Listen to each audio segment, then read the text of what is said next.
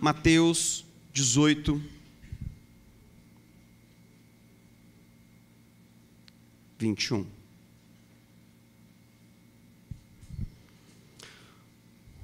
Onde nós lemos assim: Então Pedro aproximou-se de Jesus e perguntou: Senhor, quantas vezes deverei perdoar meu irmão quando ele pecar contra mim? Até 7 vezes? Jesus respondeu: Eu lhe digo, não até 7, mas até 70 vezes 7. Por isso o reino dos céus é como um rei que desejava acertar contas com os seus servos. Quando começou o acerto, foi trazido à sua presença um que lhe devia uma enorme quantidade de prata.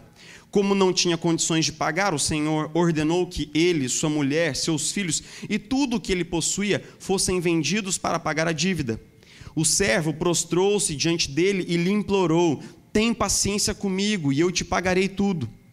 O senhor daquele servo teve compaixão dele, cancelou a dívida e o deixou ir. Mas quando aquele servo saiu, encontrou um de seus conservos que lhe devia 100 denários. Agarrou e começou a sufocá-lo, dizendo: Pague-me o que me deve. Então o seu conservo caiu de joelhos e implorou-lhe: Tenha paciência comigo e eu lhe pagarei. Mas ele não quis. Antes saiu e mandou lançá-lo na prisão até que pagasse a dívida. Quando os outros servos, companheiro dele, viram o que havia acontecido, ficaram muito tristes e foram contar ao seu senhor tudo o que havia acontecido. Então o senhor chamou o servo e disse: Servo mau, cancelei toda a sua dívida porque você me implorou. Você não devia ter tido misericórdia do seu conservo como eu tive de você? Irado, seu senhor entregou aos torturadores até que pagasse tudo o que devia. Assim também lhes fará meu Pai Celestial, se cada um de vocês não perdoar, como diz aí no texto, de coração a seu irmão. Vamos orar juntos? Eu quero te convidar mais uma vez a segurar a mão do seu cônjuge aí, a orar com ele. Se você estiver perto de um amigo, de uma pessoa querida, ore por essa pessoa também. Vamos orar uns com os outros. Vamos orar uns com os outros na comunidade.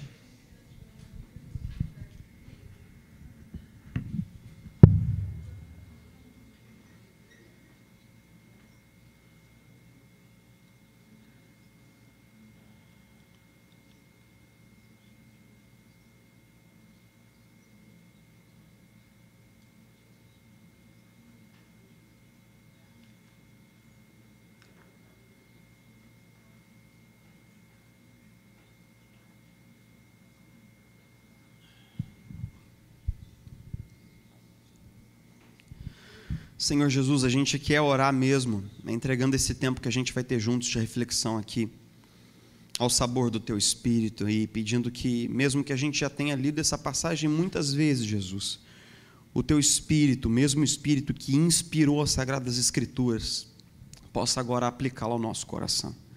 Tem piedade de nós, que o Teu Espírito possa fragilizar as nossas justificativas, possa de fato desmontar as nossas defesas, e que tudo aquilo que se levanta agora, tentando resistir à soberania, à supremacia da palavra de Cristo, possa cair por terra, batido pelo poder do Evangelho, do nome de Jesus.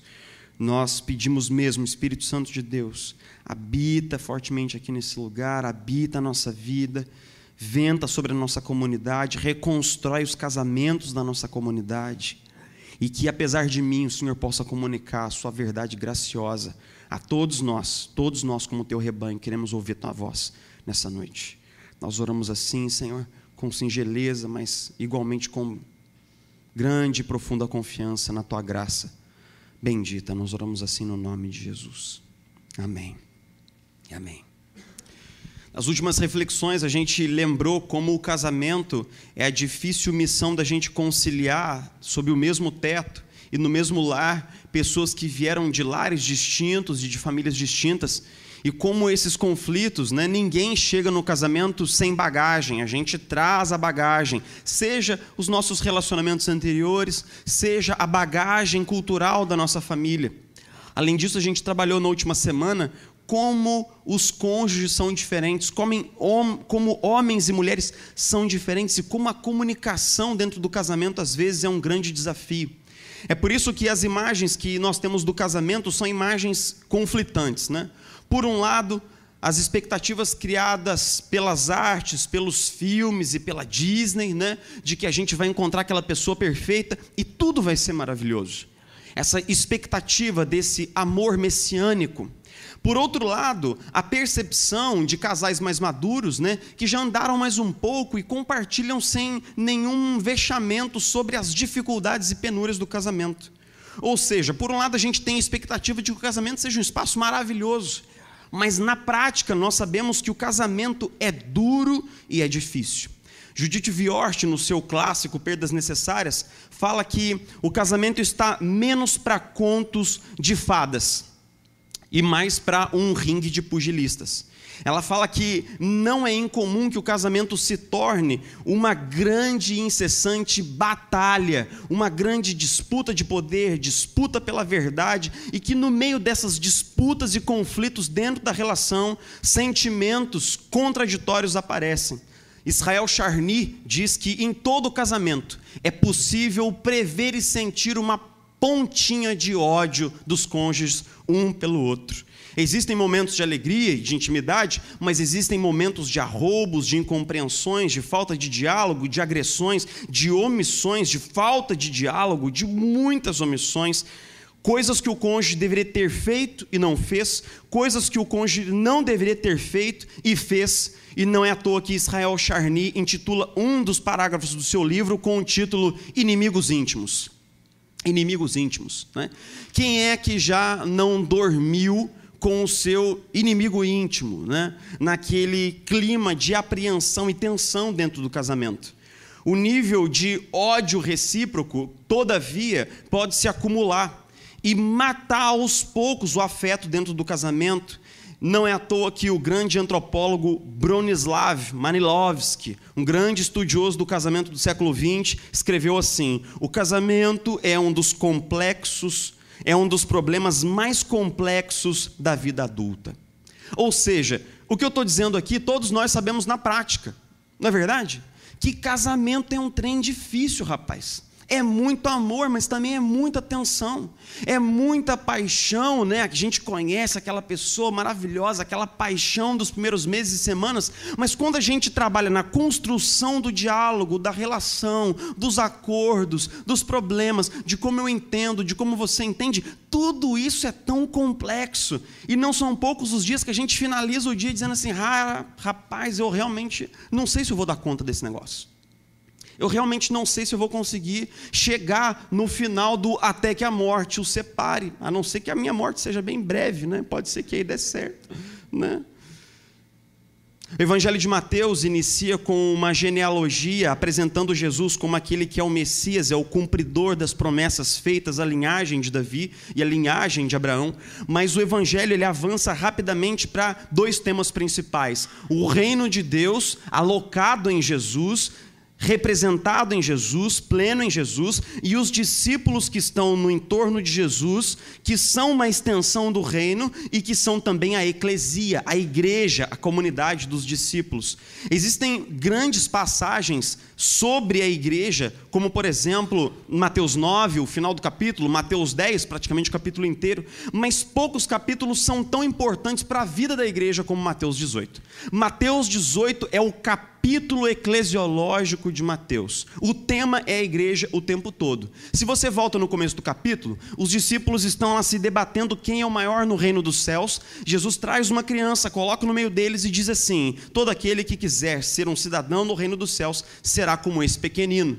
E aí então Jesus puxa um outro tema nesse fio, dizendo assim: rapaz, olha, os escândalos dentro da igreja virão, as ofensas entre irmãos acontecerão, mas ai daquele que causa uma mágoa, ai daquele que machuca um dos meus pequeninos.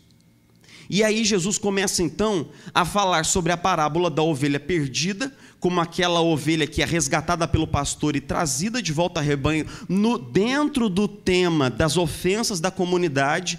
E aí então no verso 15 em especial, Jesus chega no ponto da ferida dizendo assim: se um irmão pecar contra você, E ele dá recomendações, né? Se o irmão pecar contra você, procura você e ele só. Se ele não te ouvir, chama um ancião da igreja. Se ele não ouvir, leva-o diante da igreja. Se ele não ouvir, considera o publicano e gentio. Jesus está dando instruções de como nós devemos fazer quando alguém peca contra nós dentro da comunidade. É nesse momento que Pedro, todo espiritual, chega e fala assim: Jesus, quantas vezes nós devemos perdoar alguém que peca contra nós? Até 7 vezes? Por que eu digo todo espiritual? Porque havia uma grande disputa entre as escolas mais tradicionais do rabinismo antigo sobre qual seria o número de vezes que um judeu era obrigado a perdoar alguém que o ofendia publicamente. As escolas mais endurecidas diziam que era uma vez só. Você pecou contra mim, eu te perdoo uma vez, na segunda você está fora. As escolas mais graciosas, né, dentre elas a escola de Ben Shammai, diziam que eram 3 vezes. Então, dentre os rabinos, o número maior de perdões que um fariseu concedia a alguém era 3 vezes. 3 perdões. 1, 2, 3. Na quarta, você está fora. Então, quando Pedro chega para Jesus e fala publicamente, né? Jesus, eu estou disposto a perdoar 7 vezes. É o bastante? Ele já estava chocando a galera que estava ouvindo ele. Ele já estava escandalizando algumas pessoas. Falou, mas 7? É 4 a mais do que fulano. Nossa, Pedro super espiritual. Nesse momento, Jesus simplesmente barbariza e fala assim: não, Pedro, 7 é pouco. Tem que ser 70 vezes 7. Imagina como é que isso caiu no ouvido do público que estava ouvindo Jesus. Imagina como é que as pessoas ouviram 70 vezes 7. Eu sei que você reconhece esse texto porque é um eco do início de Gênesis, não é verdade? É um eco de Gênesis, quando diz que lá no capítulo 4, versículo 24, Lameque, ele diz assim: aquele que pisar no meu pé, eu me vingarei 70 vezes 7. Ou seja, Jesus está dizendo assim: olha, o nosso desejo de perdoar tem que ser maior do que o desejo de Lameque de se vingar. É isso. Jesus propõe uma coisa que é quase infactível. Jesus propõe uma coisa que beira ali no limiar do impossível. Todo mundo que levar esse texto a sério, todo mundo que ler esse texto sem essas camadas de teologia, esse pré-conhecimento do texto que nos mata na leitura do texto, todo mundo que lê o texto com um coração aberto, como se fosse a primeira vez, fica escandalizado com isso daqui. Porque quem é que dá conta de perdoar alguém 70 vezes 7? Ninguém consegue isso. E é justamente por isso que Jesus contou, na sequência disso daí, uma história. Porque provavelmente seus discípulos ficaram assim: para, velho, para, 70 vezes 7, para, você tá maluco, para, que papo é? Você deve ter ficado assim: é ruim, hein? Ninguém consegue isso. Mas aí Jesus começou uma história assim. Era uma vez um grande empresário de porte internacional, que era o fundador e presidente de uma multinacional que estava alocada em vários países, uma das empresas mais poderosas do mundo. E ele chamou um dos gestores de uma sede, de um país inteiro, para que ele prestasse contas de uns problemas de contabilidade que estavam acontecendo lá. Então, quando esse cara foi trazido para a presença desse grande CEO, ele chegou à conclusão que é o seguinte: esse cara tinha feito uma série de erros administrativos, uma série de má gestões, e a dívida dele chegava a 8 bilhões de reais. Jesus diz que a dívida desse cara é de 10 mil talentos. Um talento é equivalente a 6 mil denários. Um denário é o salário de um dia de um trabalhador braçal. Então, um talento é 6 mil dias de trabalho de um trabalhador braçal. Quantos talentos ele devia? 10 mil talentos. Ou o equivalente a 35 toneladas de prata no mundo antigo. Atualize esse valor por uma diária entre 140 e 130 reais de um trabalhador diarista hoje, você vai encontrar um valor aí aproximado de 8 bilhões de reais. A cada mês, com um jurinho de 1%, novos 80 milhões de reais eram somados a essa dívida. Ele foi encontrado com toda essa dívida, e quando ele foi trazido à presença do gestor, ele falou: não, calma, eu vou pagar. Tenha paciência, eu vou pagar, não, eu vou fazer uma economia, eu vou cortar Netflix, vou fazer algumas coisas aí, e vou pagar, vou parar de ir, né, no Outback, vou ficar mais tranquilo, fazer uma comidinha em casa, não vou gastar, eu vou pagar. Quem é que consegue pagar uma dívida dessa?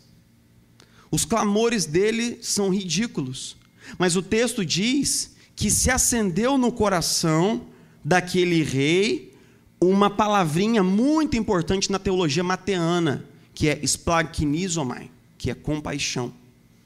O termo compaixão no grego, ele quer dizer um revirar nas entranhas. Quer dizer que quando ele viu a situação tão desesperada daquele homem, que teria que vender a esposa e os filhos para a escravidão, vender a casa, tudo que tinha e vender a si mesmo como escravo, ele ficou compadecido e algo dentro dele se moveu na direção da dor daquele homem. E ele então perdoou a dívida. Mas a palavra que aparece no grego não é outra senão esse terminho interessante, que só acontece uma vez no Novo Testamento, que significa um empréstimo dado sem esperança de retorno. Quando fala assim, ele perdoou a dívida, ele usa uma palavra, daneion, que quer dizer o seguinte: ele estava emprestando esse dinheiro para esse cara, os 8 bilhões, sem esperança de recuperar o dinheiro. Ou seja, o administrador estava arcando com um prejuízo, estava chamando prejuízo para si, estava dizendo, realmente tem um rombo aqui, mas eu vou ficar com esse prejuízo aí, esse prejuízo é meu, esse prejuízo vai ficar na minha conta, pode ir embora agora. É fato que quando Jesus começa a contar essa história, nós estamos nos perguntando, Jesus, como é que nós podemos perdoar uma pessoa 70 vezes 7? E aí ele começa contando não a história de alguém que perdoa, ele começa contando a história de alguém que é perdoado. A reflexão cristã sobre o perdão não começa com a nossa bondade generosa e nobre, dando um perdão assim de bandeja para o nosso cônjuge. Começa com eu, você, todos nós, sentados no banco do réu, sentados na cadeira de devedores. É fato que muitas vezes a gente torna o perdão de Deus uma coisa conceitual, né? Quem precisa do perdão de Deus é o bandido. É o cara que deu o tiro no menino que morreu lá no asfalto. É o cara que matou a menina Vitória. Todas essas pessoas precisam do perdão de Deus. Mas a gente não leva muito a sério essa coisa de que eu preciso do perdão de Deus, não é verdade? Lá no fundo, quem precisa do perdão de Deus é o Marcola. Ele precisa mesmo. Porque eu já estou aqui, estou dentro da igreja, sou uma pessoa boa, pago os meus impostos, torço para os brazucas na Copa. Então, mas não é bem assim. Não é bem assim. As Escrituras dizem que Deus nos perdoou de muita coisa. E pelo que Deus nos perdoou? Nos perdoou porque nós somos criados para Ele, e sem nenhum arrependimento, e sem um tris de reflexão, nós demos as costas a Ele, fomos para o mundo e fizemos tudo aquilo que as pessoas não o conhecem, também faz. Nós excluímos a Deus todos os dias das nossas escolhas, menores às maiores. Nós excluímos Deus do nosso trabalho, excluímos Deus da nossa escolha, da nossa faculdade, excluímos Deus da criação dos nossos filhos. Nós os buscamos quando temos problemas, mas quando os problemas vão embora, a nossa sede de Deus também se desvanece. Nós nutrimos uma relação utilitária com Deus, muitas vezes pelo que Deus pode dar, sem um interesse genuíno em quem Deus é e no que Ele pode se mostrar para nós dentro de um relacionamento. Nós mantemos pecados ocultos do nosso cônjuge, ocultos da família, ocultos até de nós mesmos. Nós justificamos, nós sabemos que isso faz o coração de Deus sofrer, mas nós não nos importamos. Nós pensamos assim, meus pais não sabem, então está tudo bem. Meu cônjuge não sabe, então está tudo bem. Nós pouco agradecemos pelas bênçãos que recebemos, muito pedimos. Nós ignoramos a Deus quando nós não demos prioridade às Escrituras. Nós dizemos que não temos tempo para orar, mas todo mundo tem uma conta no Facebook que é sempre seguida fielmente, todos os dias na timeline.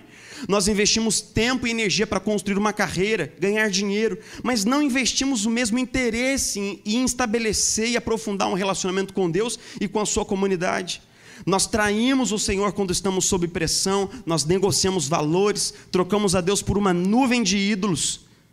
E é por isso que quando Jesus começa a falar conosco sobre perdão, Ele quer que nós entendamos que nós recebemos um grande perdão. Nenhuma reflexão sobre o perdão cristã é possível se nós não levamos a sério o nosso próprio pecado. Nós temos que saber que a primeira pessoa a ser perdoada somos nós mesmos, e que nós ofendemos a Deus muita coisa, todos os dias, de diversas formas. Jesus não começa contando uma história de alguém que, então, aquela pessoa tão boa, generosa, ela perdoou. Não, ela começa a partir do ponto em que alguém tinha uma grande dívida, e essa dívida foi perdoada. É assim que Jesus deixa claro a primeira coisa que ele diz sobre o perdão. Perdão tem as suas raízes no céu. O perdão é uma coisa que Deus faz por nós. O perdão, em primeiro lugar, é uma coisa que Deus faz por mim. Essa é a primeira coisa que Jesus ensina sobre o perdão. Quando a gente fala assim, é impossível perdoar, eu não sei perdoar, a primeira coisa que nós precisamos ouvir quando dizemos isso é: para tudo, zera tudo. Primeira coisa, você foi muito perdoado. Eu fui muito perdoado. Se Deus fosse contar cada vintém da minha dívida com Ele, eu deveria muito mais do que 8 bilhões, muito mais. Mas toda essa dívida foi rasgada, foi zerada. Ele assumiu o prejuízo para si. É assim que começa uma reflexão cristã sobre o perdão. Mas como é que essa reflexão cristã sobre o perdão avança? Avança assim. Aquele homem foi perdoado. Isso era o equivalente a ter recebido um depósito de 8 bilhões de reais na conta. Só que ele saiu daquele lugar e o texto diz que ele topou com um amigo. Um amigo para quem ele emprestou uma grana um tempo atrás. Quanto? 100 denários. 100 denários. Mais ou menos aí, 15 mil reais. 15 mil reais. E qual foi a atitude do cara quando ele topou com esse devedor? Ele partiu para cima. E qual que foi a atitude do devedor? Ele fez a mesma coisa que ele havia feito diante do outro. Ele se joga ao chão, implora misericórdia e promete que vai pagar a dívida. Só que no caso dessa dívida de 15 mil reais, essa dívida é pagável.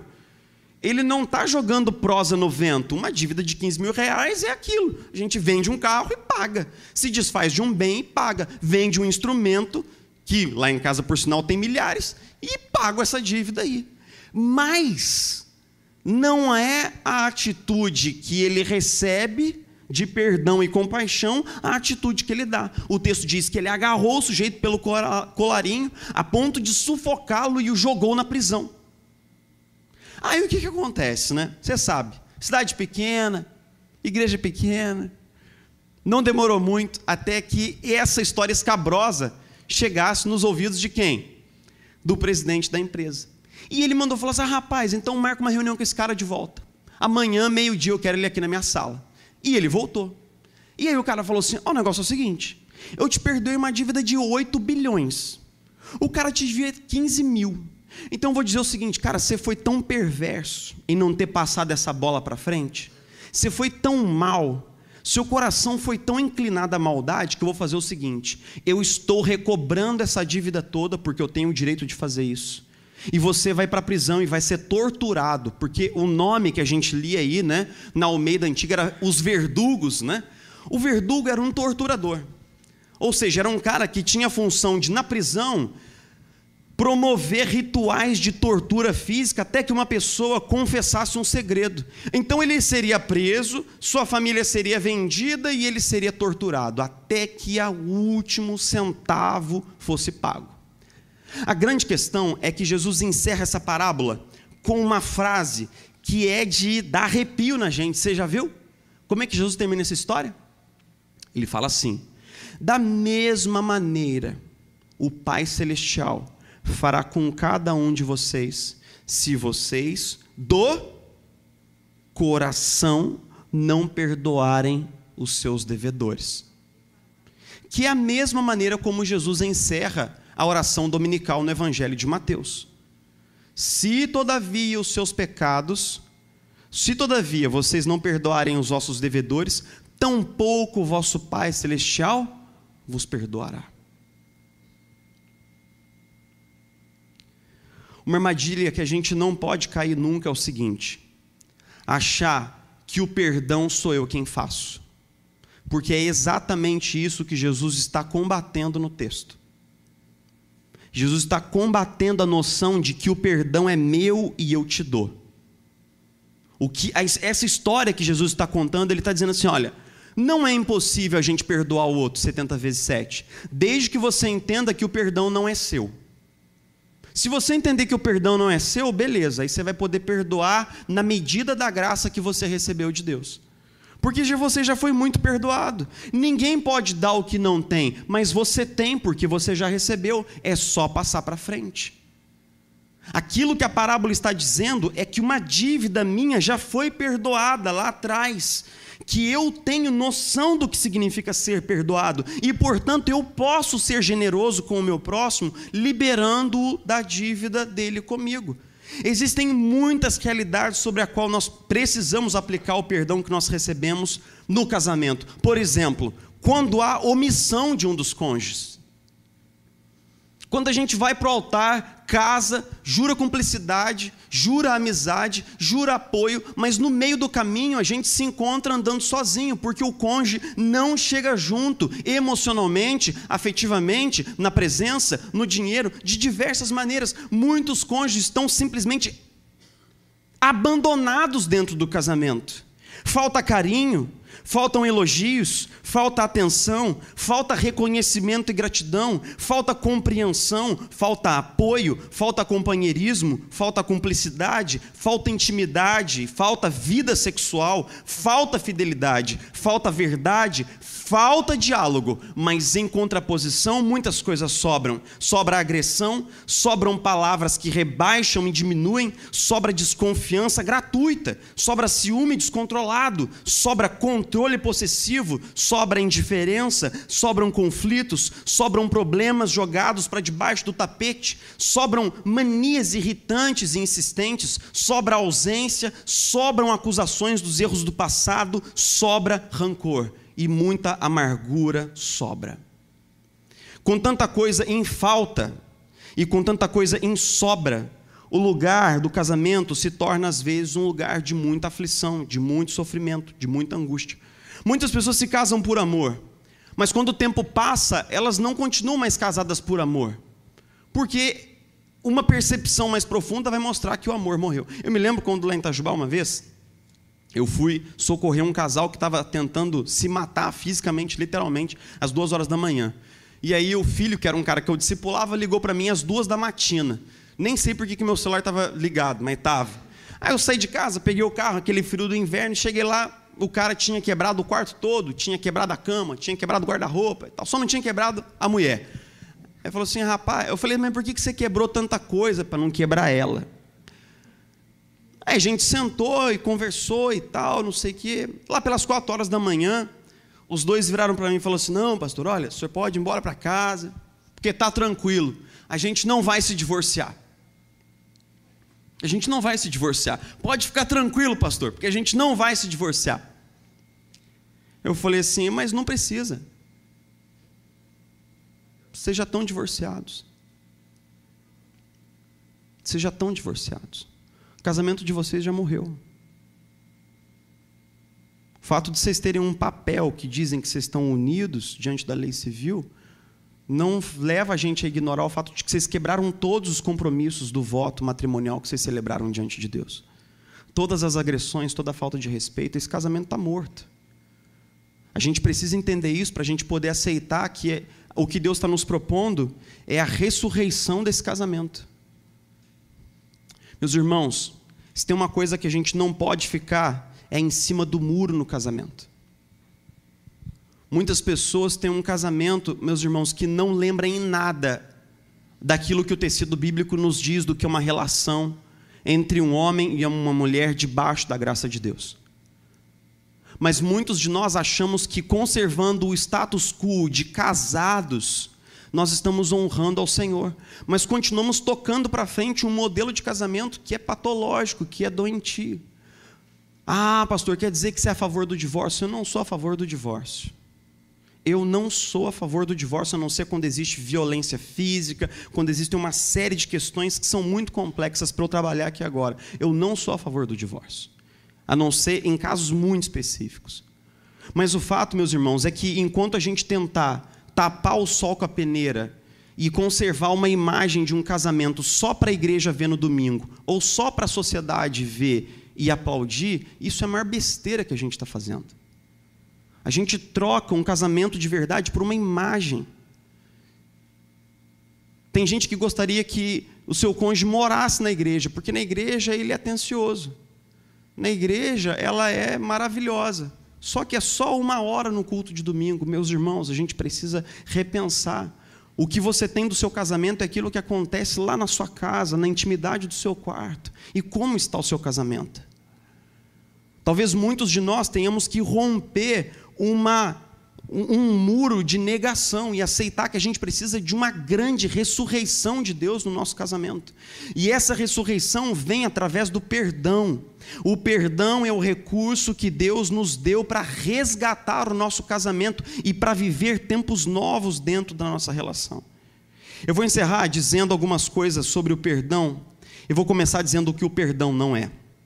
Primeira coisa, perdão não é amnésia. Tem gente que criou um modelo de perdão, que fala, não, eu sei que eu perdoei alguém quando eu esqueci. Gente, fica tranquilo, eu já perdoei meus pais de muita coisa, perdoei gente de muita coisa, mas eu não esqueci. O que acontece é que não há mais sentimentos de ódio nem de rancor atrelado a essas memórias, mas eu sou capaz de relembrar exatamente agora de várias agressões que eu sofri enquanto era membro da minha família. Perdoar, meus irmãos, não é amnésia. Perdão não é esquecimento. Perdão também não é fingir que nada aconteceu. Ah, não, aquilo lá não foi nada. Negar não é perdoar. Perdoar não é cobrar ou relembrar a dívida. Quando no meio de uma discussão calorosa, um cônjuge joga na cara do outro uma coisa do passado, é porque certamente ali não tem perdão. Porque quem perdoa não recobra a dívida. Se eu te perdoo de uma dívida de 10 mil reais, eu não posso chegar depois e falar assim, e aquele 10 mil lá que você está me devendo? Perdoou, velho, passou, você já assumiu o prejuízo para si, acabou, não deve mais ser ressuscitado, não deve ser trazido à baila, não deve ser colocado, Às vezes o casamento vira um filme zumbi, é um monte de história que deveria ter morrido, mas ainda está viva. Está viva porque as pessoas ressuscitam coisas que não deveriam ser ressuscitadas. E com certeza, perdoar não é vingar. Se tem uma coisa que é diametralmente oposta ao perdão, é a vingança, ou seja, a vontade de infligir ao outro o sentimento que ele me infligiu. A mesma dor que eu senti, você vai ter que sentir também, desgraçado. Agora eu vou alfinetar você até ver o trem azedar. Por fim, o que é perdão? Meus irmãos, perdoar é sofrer o prejuízo. É sofrer o prejuízo. A gente não vai estar pronto para perdoar se a gente não estiver pronto para sofrer o prejuízo. Perdoar é sofrer o prejuízo. Você se lembra do cara da parábola? Ele perdoou o outro. Esses 8 bilhões, o que aconteceu? Eles não dissolveram no ar. Eles não foram simplesmente embora. Teve que sair do bolso de alguém. Quando o seu cônjuge te machuca e você decide perdoá-lo, ou seja, decide não cobrá-lo, não vingar, não jogar na cara, você ainda fica magoado aqui dentro e dói um bocado. Mas você está assumindo essa dívida para si. Você está dizendo que você vai chorar essa dor aí até que o coração cure. Você não vai espalhar esse sofrimento na família e para todo lugar. Você vai sofrer a dívida. Você vai também encarar o processo de reconstruir a confiança, porque perdoar e confiar não são a mesma coisa. Às vezes um cônjuge fala para mim assim, pastor, eu fui muito traído pelo meu cônjuge financeiramente, mentiras e tal, eu perdoei, e eu estou lutando agora para confiar. É isso mesmo, porque confiar exige o quê? Confiabilidade. O outro cônjuge vai ter que ganhar sua confiança também. O perdão é dado de graça, mas a confiança ela é conquistada e reconquistada e é reconstruída dentro de uma relação. Não tem como você simplesmente confiar às cegas depois de ter sido, por exemplo, enganado financeiramente pelo seu cônjuge. Isso não é possível, isso não é factível, nem é real para nenhum de nós que está aqui. Mas você pode chegar para o seu cônjuge e falar assim: olha, cara, eu no momento não confio em você, mas vamos construindo esse trem aos poucos aí. Me mostra a confiabilidade. Me mostra que eu posso me apoiar em você e aos poucos eu vou me apoiando em você. E por fim, perdoar não impede de avaliar as mudanças, irmãos. Perdoar o seu cônjuge não quer dizer que você não tem que sentar para ter uma DR e dizer assim: olha, cara, eu te perdoo, mas a gente precisa ter umas mudanças aqui, porque senão a coisa não fica sustentável.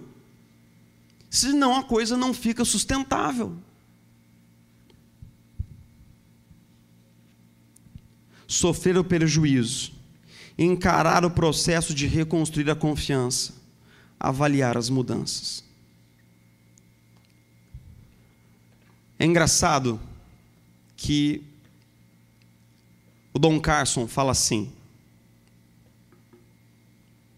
é muito difícil perdoar uma pessoa quando nós dizemos assim: eu nunca faria isso.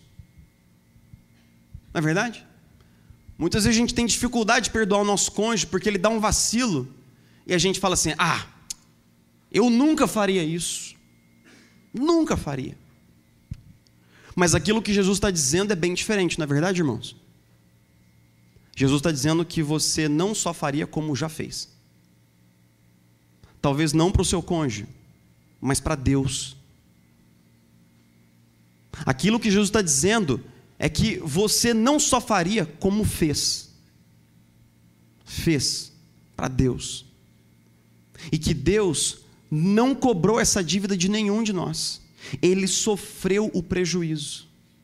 A gente sabe que os grandes teólogos capadócios, eles foram os teólogos que, em primeiro lugar da história, nos ajudaram a entender o dilema que havia entre a justiça e a misericórdia de Deus.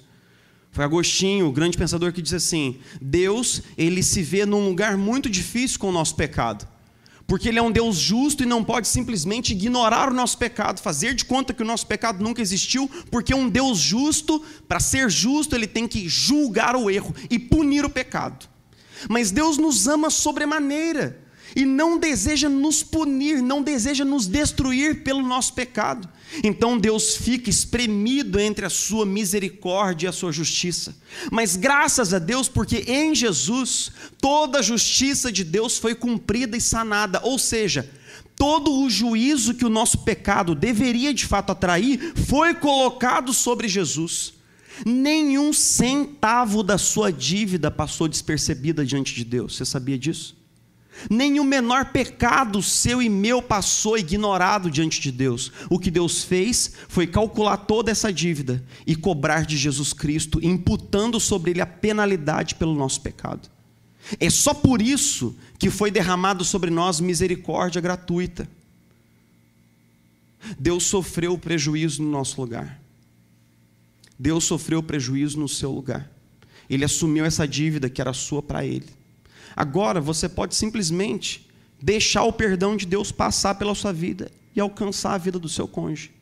Se você achar que você tem que perdoar, brother, tem uma má notícia para você: você não vai dar conta. Mas se você descobrir que você pode deixar passar o perdão de Deus através da sua vida, que você pode ser um canal desse perdão, o Espírito Santo vai te guiar, vai te dar entendimento espiritual do que a gente está conversando aqui, e vai te abençoar para que você possa liberar o seu cônjuge de toda a vida, de toda a dívida, para que você possa ter um recomeço no seu casamento. Eu quero te convidar a orar comigo nessa hora.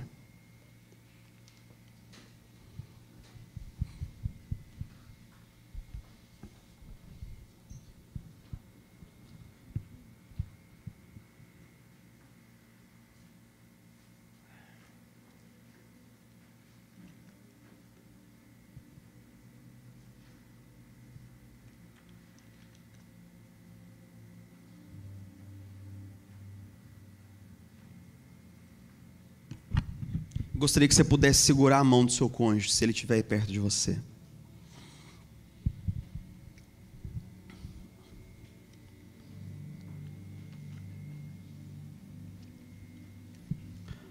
É importante a gente saber que é impossível a gente sustentar os votos que a gente fez se Deus não estiver com a gente.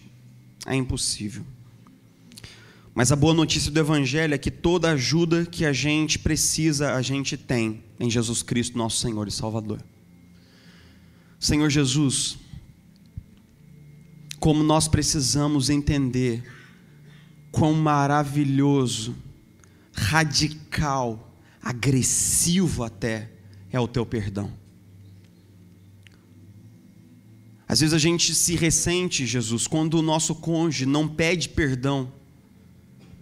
Às vezes a gente retém o nosso perdão porque a gente não vê assim arrependimento, mudança. Mas quantas vezes a gente te ofendeu sem nem tomar consciência disso? E você não fez conta. Você não jogou na cara. Obrigado, Pai. Não há nada no céu nem na terra, não há nada no vasto universo que nos rodeia comparado ao seu perdão que nos é dado em Jesus Cristo. Nada. Nós nunca ouvimos falar de um Deus que assume para si a dívida de pecadores inimigos como nós um dia fomos.